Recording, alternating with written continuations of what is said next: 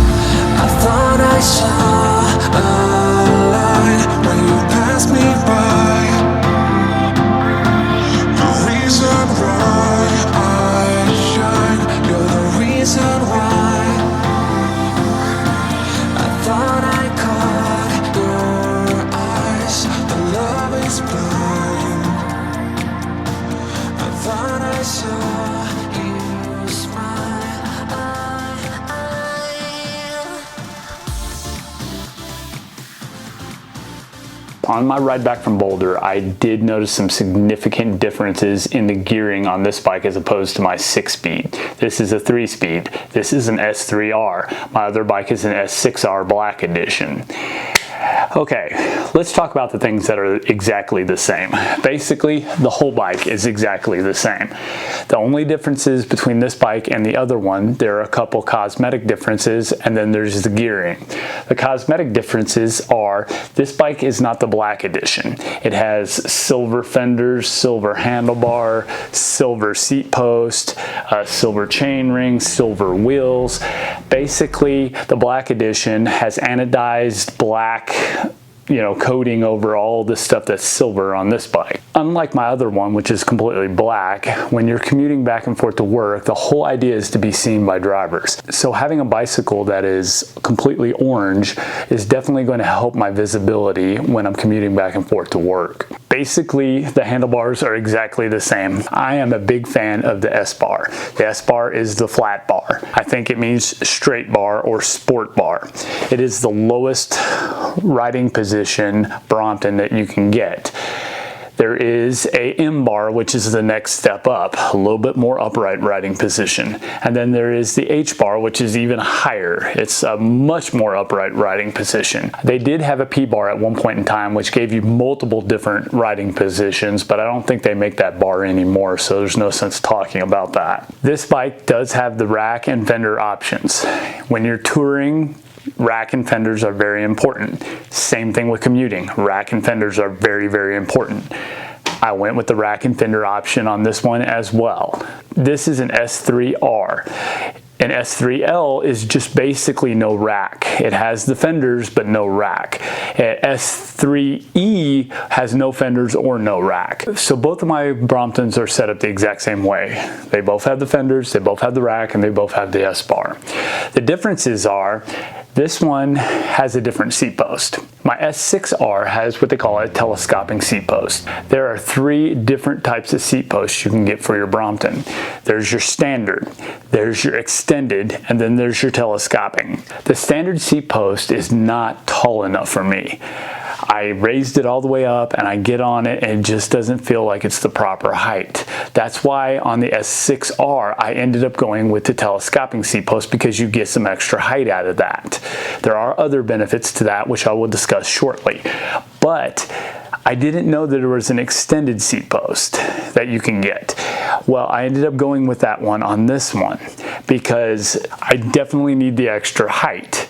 There is a downside to the extended seat post.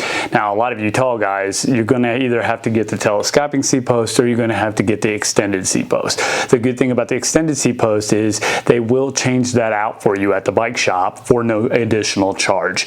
So you won't have to pay any extra money. But if you go with the telescoping seat post, you're going to have to pay an extra $100 for that feature. So here are my 2 Bromptons folded up with the exception of the seat posts.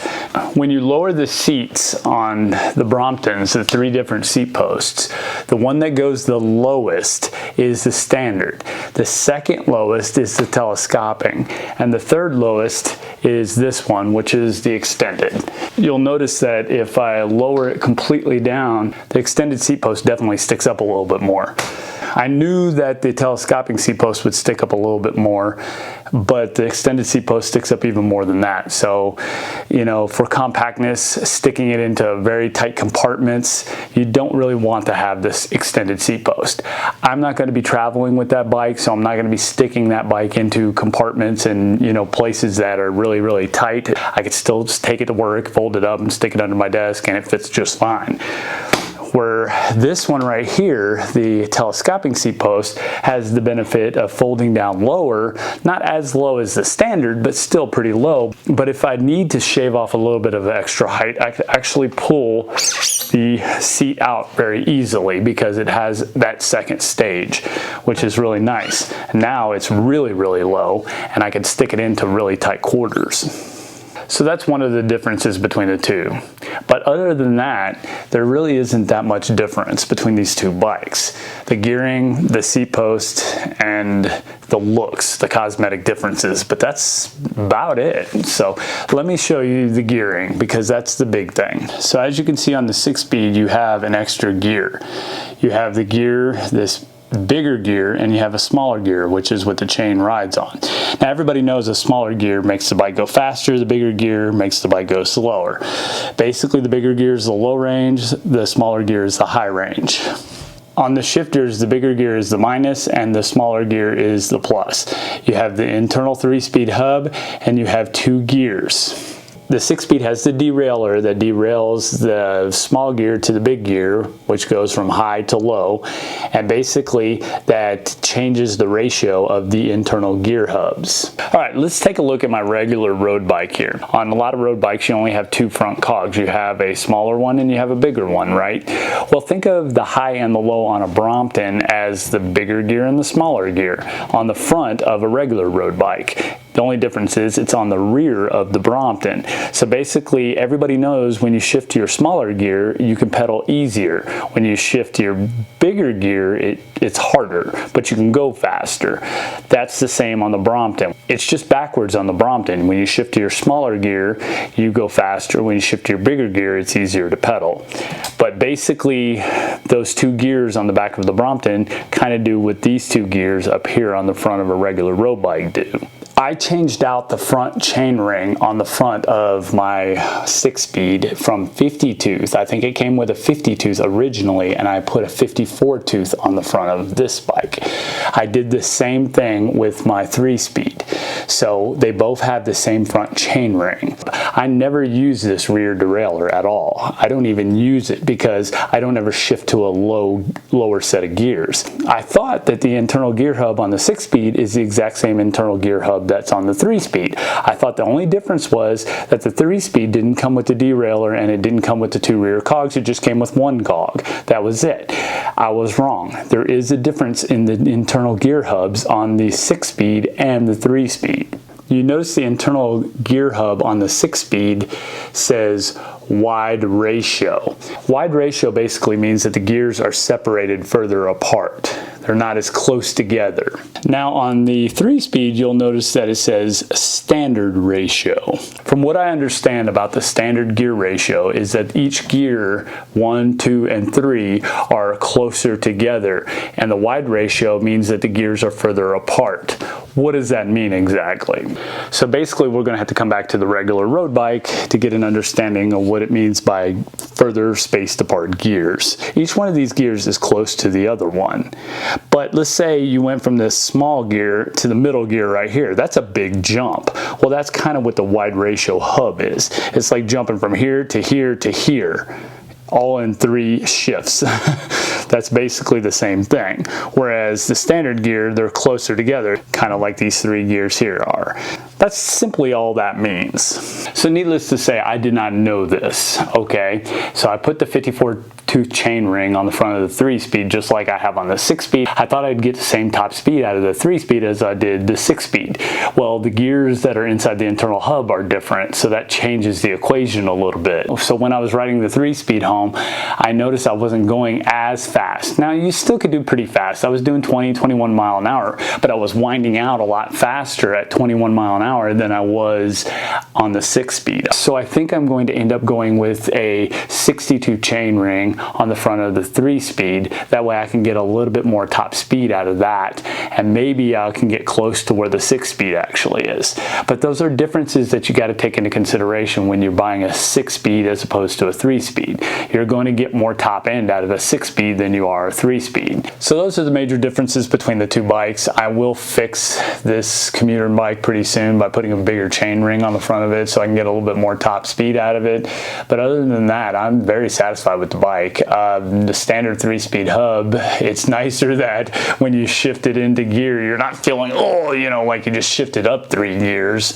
That's nice. So I will start using the orange bike to commute to work every single day, and then I'm going to use my black edition bike for traveling and for long tours. Anyway, guys, I hope this video was informative to you. I hope it told you the difference between the 3-speed and the 6-speed. There is a 2-speed.